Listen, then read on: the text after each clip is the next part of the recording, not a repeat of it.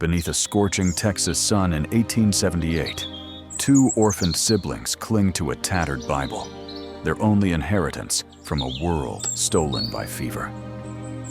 James, a boy of 10, shields his little sister Eliza, his eyes fierce with a promise to protect her at all costs. On the unforgiving plains, a Comanche leader, Tahan, watches, haunted by his own lost family. A mysterious prophecy draws them together. But what secrets lie buried in the dust? Will their bond survive the dangers lurking beyond the horizon? Dive into this gripping tale of courage and kinship. Subscribe now, share where you're watching from, and uncover the truth that awaits. Will their hearts find a home? Under the merciless blaze of the 1878 Texas sun, the southern plains stretched endlessly, cracked earth and brittle grass whispering tales of hardship.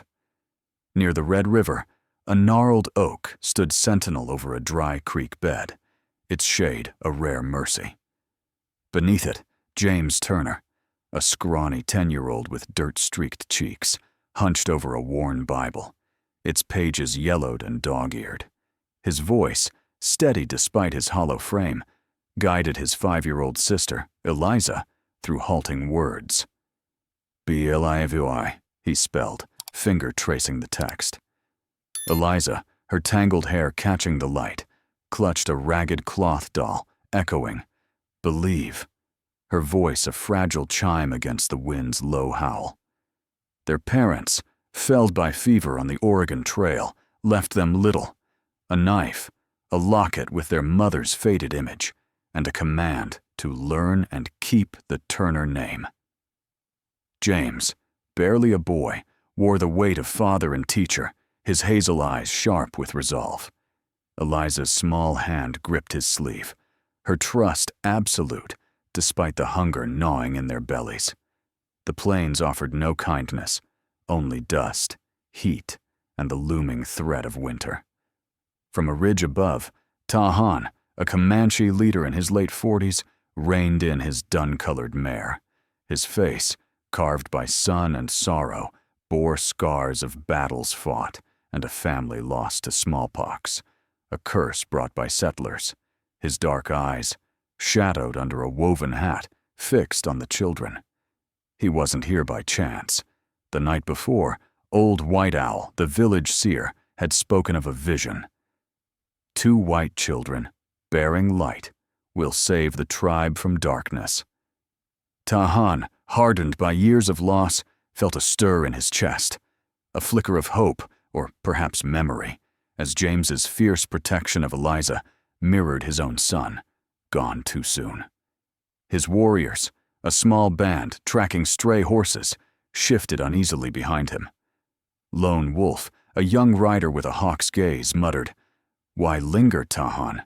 They're not our kind." Tahan ignored him, dismounting with the silence of a shadow. His moccasins pressed the earth, dust rising like ghosts. As he approached, James scrambled up, shoving Eliza behind him. The boy's hand hovered near a small knife at his belt, though it trembled. "Stay back," he said, voice cracking but firm. "We don't need pity." Tahan stopped, his broad frame looming, a beaded necklace glinting against his leather tunic. His English was rough, shaped by rare dealings with traders. "Where are your kin?" he asked, voice low as distant thunder. "Dead," James replied, chin raised. "Fever took 'em. I'm all Eliza's got. I'll keep her safe, no matter what." His words carried a defiance too big for his brittle frame, like a colt facing a storm. Eliza peeked out, her doll clutched tight, eyes wide as twin moons. "James reads to me," she whispered, as if proving their worth. Tahan's gaze softened, just a fraction, seeing his lost son in her frail trust. He crouched, meeting James's stare. "No pity," he said. "I see strength. Tsatu, heart of a warrior, you come with me, both of you." James stiffened, suspicion flaring. "Why? What's in it for you?" The boy's question cut sharply, honed by months of betrayal by a cruel world. Tahan's jaw tightened. He could have spoken of the prophecy, of White Owl's dream, but the words felt too sacred for this dusty moment. Instead, he said, "I see family in you. My village by the Red River. It's a hard life, but it's life. Come, or winter will claim you both." The boy's eyes darted to Eliza, then back to Tahan. Winter's bite was real. They'd barely survived the last one in alleys and barns. The Comanche's offer was a lifeline, but the boy's gut screamed caution. "How do I know you won't split us up?" James asked, voice barely above a whisper. "You have my word," Tahan said, standing. "But know this, my path is not easy. You'll work, learn, obey." His tone brooked no argument, yet his eyes held something softer, a father's ghost. James glanced at Eliza, her small nod sealing their fate. They gathered their meager possessions, the Bible, the knife, the locket. As they climbed onto a creaking wagon with Tahan's band, dust swirled, veiling the oak. Lone Wolf's frown lingered, his hand resting on his bow, as if sensing his leader hid more than he shared. The wagon rolled toward the Red River, the children clinging to each other, unaware of the prophecy tying them to a tribe's destiny, or the shadows it would summon. What did White Owl's vision truly mean? Why did Tahan, a man scarred by loss, stake his trust on two strangers? The plains held their secrets, and the journey had just begun. The wagon rattled over the sun-baked plains, its wheels groaning under the weight of hope and uncertainty, carrying James and Eliza toward the Red River and an unknown future. The oak tree faded into the haze, but the weight of Tahan's words lingered in James's mind. A prophecy, a promise, a shadow of doubt. The Comanche village emerged like a mirage along the Red River, a circle of buffalo-hide teepees stitched tight against the Texas wind. Dust swirled as Tahan's band rode in, horses snorting, their hooves drumming a rhythm that echoed the pulse of the plains. James, clutching the Bible to his chest, helped Eliza down from the wagon, her small hand trembling in his. The villagers' stares cut like flint, curious, wary, some hostile. A woman with braided hair muttered, "White children? Trouble follows them." Tahan's sharp glance silenced her, but the tension hung heavy, like storm clouds over the horizon. James squared his shoulders, his 10-year-old frame straining to look taller. He'd faced cold nights and cruel townsfolk. He could handle this. Eliza, clutching her ragged doll, stayed close, her wide eyes drinking in the teepees, the fire pits, the children darting between shadows. Tahan gestured to Lone Wolf, a lean warrior with a scar across his jaw. "Teach the boy to ride, to track. He's no guest. He earns his keep." To an older woman, White Deer, he said, "The girl learns with you, cooking, weaving, whatever she can handle." Lone Wolf's nod was curt, his eyes cold. "He'll fall before he rides," he said, tossing James a rope. The boy caught it, his knuckles whitening. White Deer, her face creased like weathered leather, offered Eliza a gentle smile, but her hands moved briskly, beckoning the girl to a loom. James whispered to Eliza, "Stay strong, like Mama taught us." She nodded, gripping her doll tighter, and followed White Deer. Days blurred into a rhythm of labor and learning. James trailed Lone Wolf across the plains, his legs aching as he wrestled with a stubborn pinto mare. He fell hard, dust coating his tongue, but climbed back on, earning a grudging nod from the warrior. He learned to read hoofprints in the dirt, spotting a stray horse's trail by the way, grass bent against the wind. Eliza, meanwhile, wove baskets under White Deer's watchful eye, her small fingers clumsy but determined. At night, by the fire's glow, James read to her from the Bible. Psalms now, their cadence blending with the village's murmurs. A few Comanche children crept closer, drawn by the strange words, and Eliza taught them hope in English, her voice a spark in the dark. But not all welcomed them. Red Hawk, a young warrior with a hawk feather braid, spat near James's feet one morning. "You don't belong here," he said, his knife glinting as he sharpened it. James held his gaze, heart pounding, but said nothing. He'd learned silence could be armor. Yet the village was alive with more than distrust. The air carried whispers of scarcity, streams drying, game thinning. The drought's grip tightened, and James overheard elders speak of lean winters past, their voices heavy with worry. One dusk, as James helped repair Tahan's teepee, his fingers brushed something beneath a buffalo hide rug, a brittle piece of tanned leather, etched with strange markings. He unfolded it, heart racing. It was a map, crude but deliberate, with Comanche symbols circling a jagged line leading to Fort Griffin scrawled in English. James's breath caught. His father had spoken of Fort Griffin, a place of rumors. Lost gold, ambushed wagon trains, blood-soaked secrets. Why did Tahan hide this? Footsteps crunched outside. James shoved the map back, but Tahan's shadow filled the teepee's entrance.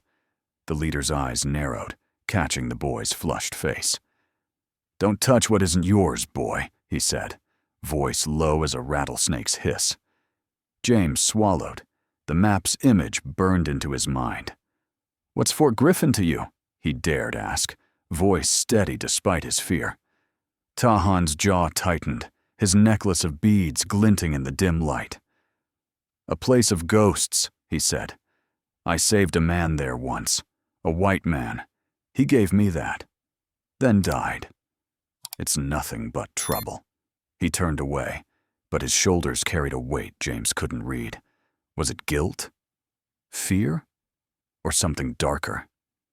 That night, James lay awake under the star-streaked sky, Eliza snoring softly beside him. The map haunted him. Was Tahan's kindness a mask? Did the prophecy White Owl spoke of tie to this hidden leather, to Fort Griffin's secrets? The village slept, but the wind carried a restless edge, as if the plains themselves knew trouble was coming. James clutched the Bible, its weight his only anchor, wondering if he'd traded one danger for another. 3 months had carved new lines into James's young face, his hands tougher from wrestling reins and mending nets under Lone Wolf's sharp eye. The Red River village, once alien, now felt like a fragile home. Eliza's laughter rang brighter, her fingers nimble as she wove baskets with white deer, her doll adorned with Comanche beads. But the drought's chokehold tightened. Cracked earth spread like a plague, and the elk herds vanished into the hills. Whispers of hunger stirred among the teepees, and James caught the elders' furrowed brows at council fires, their voices low with fear of a starving winter. One twilight, as James hauled water from a dwindling stream, hoofbeats thundered across the plains. A scout, his horse lathered in sweat, burst into the village, shouting warnings in Comanche. Caleb Voss, a cattle rustler with a reputation bloodier than a butcher's knife, was riding toward their lands with a dozen armed men. They'd been spotted near the dry Washita Creek, eyeing the village's prized mustangs. "They want horses or gold," the scout spat, "or they'll burn every teepee to ash." Tahan stood tall, his weathered face unreadable, but his hand rested on the tomahawk at his belt, fingers steady as iron. James, overhearing from the shadows, felt his gut twist.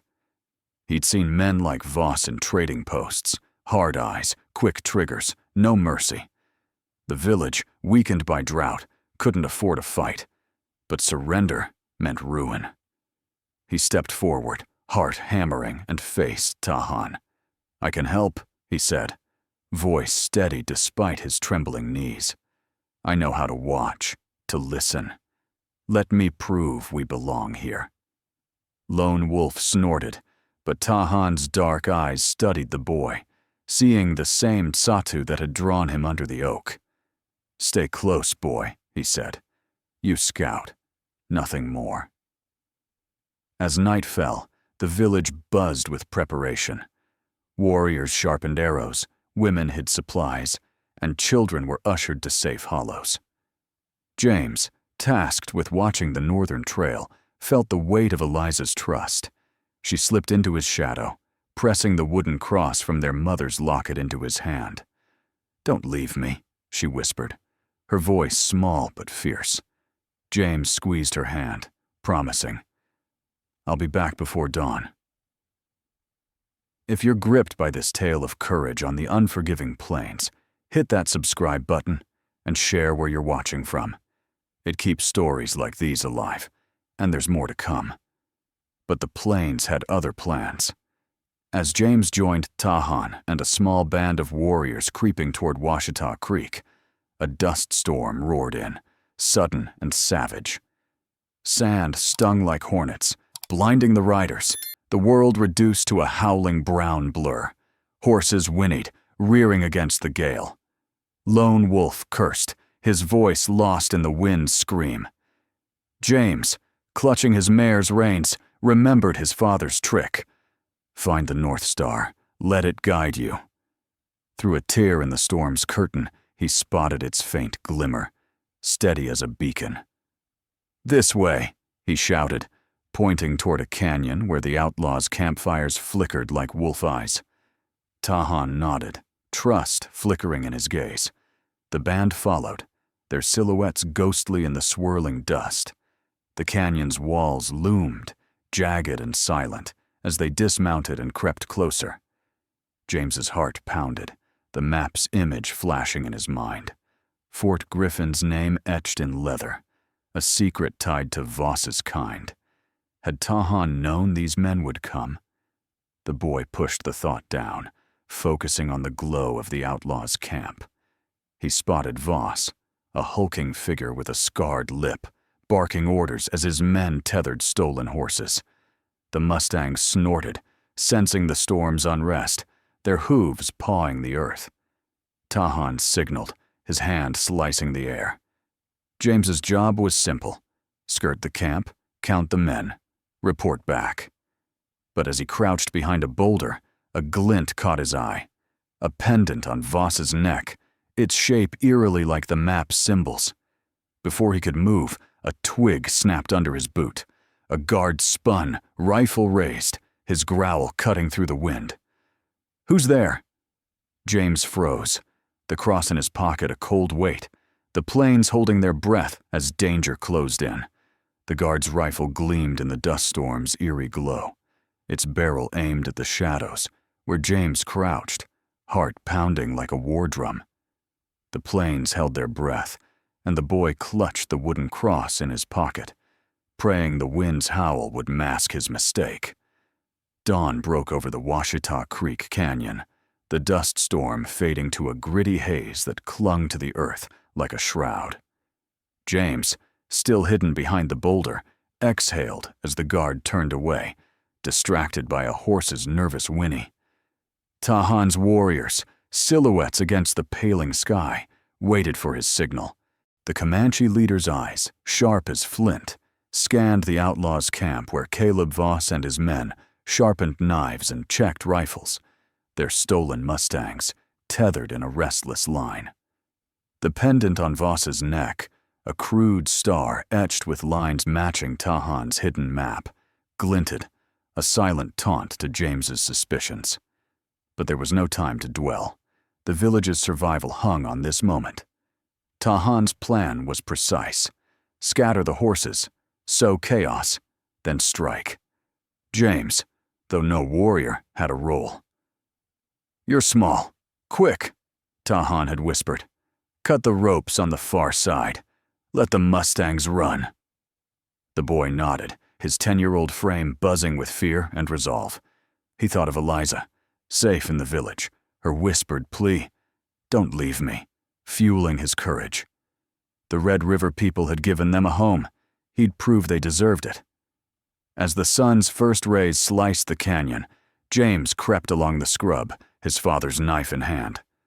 The mustangs snorted, sensing his approach, their eyes wild with the storm's aftershock. He sliced the first rope, then another, the blade nicking his palm, blood mixing with dust.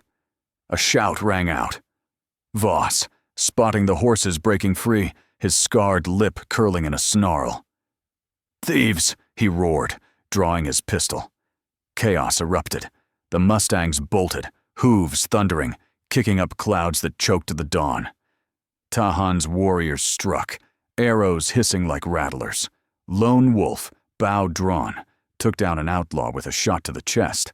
Another warrior, Swift Fox, charged with a spear, only to stagger as a bullet grazed his arm. James, heart in his throat, saw Voss aim at Swift Fox, the pendant swinging as he fired. Without thinking, the boy grabbed a fist-sized rock and hurled it, striking Voss's shoulder. The outlaw cursed, his shot going wide, and Swift Fox scrambled to cover. Lone Wolf's eyes met James's, a flicker of respect replacing his usual scorn. The canyon became a maelstrom. Shouts, hooves, the crack of gunfire. Tahan fought like a storm, his tomahawk flashing, felling an outlaw with a single blow. But Voss's men were seasoned, their rifles spitting lead. A bullet clipped a warrior's leg, blood soaking the dirt. James, dodging between rocks, cut the last rope, freeing the final mustangs. The herd surged, trampling crates and scattering the outlaw's gear. Voss roared, rallying his men, but the tide was turning. The Comanche, outnumbered but cunning, used the canyon's walls to trap their foes. James, panting, ducked behind a scrub bush as Voss's pendant caught his eye again. The man was cornered, back against a cliff, firing wildly. James's mind raced.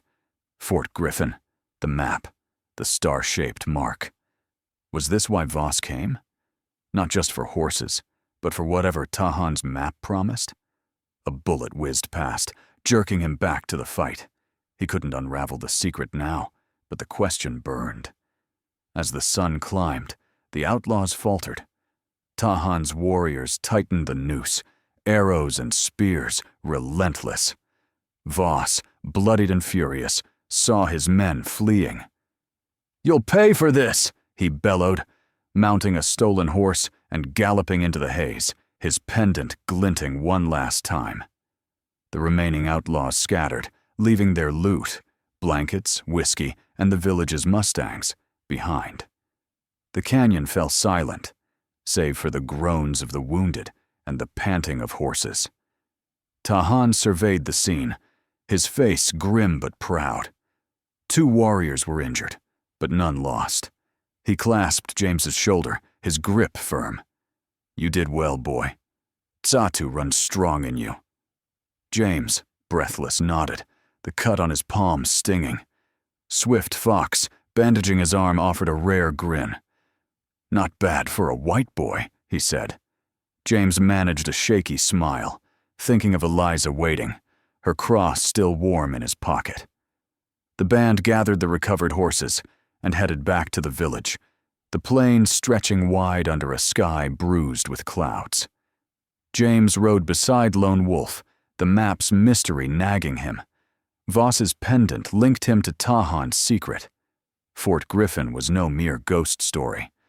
As the typepiece came into view, James knew the fight was won, but the drought and the map's truth loomed like vultures, circling a village far from safe. The Red River village came into view, teepees stark against a bruised sky, as James rode with Tahan's band, the weight of the battle and the map's mystery clinging to him like dust. Victory over Voss had saved the mustangs, but the drought's shadow loomed, and the pendant's star-shaped echo of Fort Griffin whispered of secrets yet to unravel. Winter's chill descended on the Texas plains in late 1878, dusting the Red River Valley with a thin veil of snow. The village, though triumphant, teetered on the edge of survival. The drought had drained the streams to mere trickles, and the storehouses grew lean, their shelves bare of dried meat and roots. James, now tougher from months of toil, felt the hunger in his bones, but his resolve burned hotter than ever. Eliza's laughter, once a rare spark, now flickered daily as she darted among the teepees, her doll adorned with Comanche beads, her small hands quick at White Deer's side. Yet the elders' faces, etched with worry, spoke of a winter that could break them all. One frosty morning, as James hauled firewood with Lone Wolf, he overheard Tahan and White Owl at the council fire. "The river betrays us," White Owl said, her voice like dry leaves. "Without water, we'll lose the spring calves." James, stacking logs, paused. His father's stories echoed, a tale of a settler who found water in a desert by digging where cottonwoods grew thickest. The village's cottonwood grove, near the main Taipoi, stood tall, its roots a silent promise. James approached Tahan, his breath clouding in the cold. "I know a way," he said. "My pa said cottonwoods mean water deep down. We could dig there, find a well." Tahan's dark eyes studied the boy, the weight of the map's secret unspoken between them. "You've got grit, boy," he said. "Show us." The village rallied, from grizzled warriors to children barely taller than their shovels. James, elbow deep in frozen earth, led the effort, his hands blistered but steady. Eliza, too small to dig, carried water skins to the workers, her cheeks red from the wind. The labor stretched days, the ground stubborn as iron, but James's certainty held firm, fueled by memories of his father's voice and Eliza's trust. On the 5th day, as snowflakes swirled, a shovel struck wet earth. A cheer rose, raw and ragged, as water bubbled up, clear and cold. The village erupted in shouts, warriors clapping James's back, White Deer embracing Eliza. Tahan, his weathered face breaking into a rare smile, knelt by the well. "Tsatu," he said, voice low, "you brought life to us." James, panting, felt a warmth no fire could match, but the map's shadow lingered. That night, by the fire's glow, he confronted Tahan, the leather map clutched in his hand. "Voss's pendant," he said. "It matched this. What aren't you telling us?" Tahan's eyes darkened, the flames casting long shadows. "The man I saved at Fort Griffin was a prospector," he said. "He spoke of gold, hidden in a canyon, marked by that map. But he warned of a curse, greed that brought death. I kept it to protect my people, not to chase ghosts." James's jaw tightened. "And us? Were we part of your plan?" Tahan shook his head. "You and Eliza were the prophecy, not the map. I saw family in you, not gold." His voice softened. "I want you as my own, legally, to carry this village when I'm gone." James froze, the weight of Tahan's offer heavier than the map. Eliza, listening nearby, clutched her doll, eyes wide. "Like a real pa?" she whispered. James looked to her, then back to Tahan, the plain's harsh lessons clear. Trust was harder than digging wells, but worth more. He nodded. "We'll stay. For good."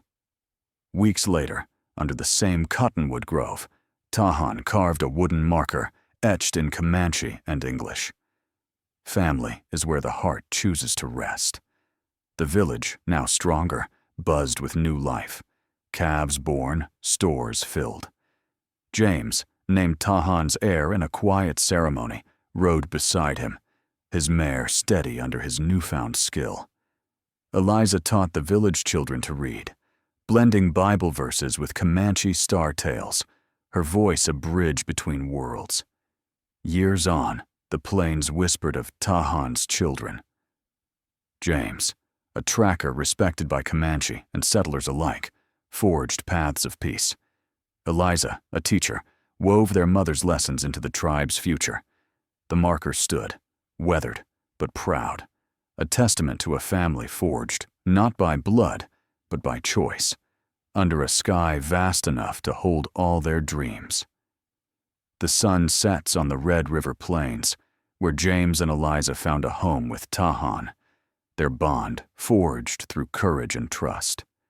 This tale of family, woven from the harsh threads of the Texas frontier, leaves us with a question. What does family mean to you?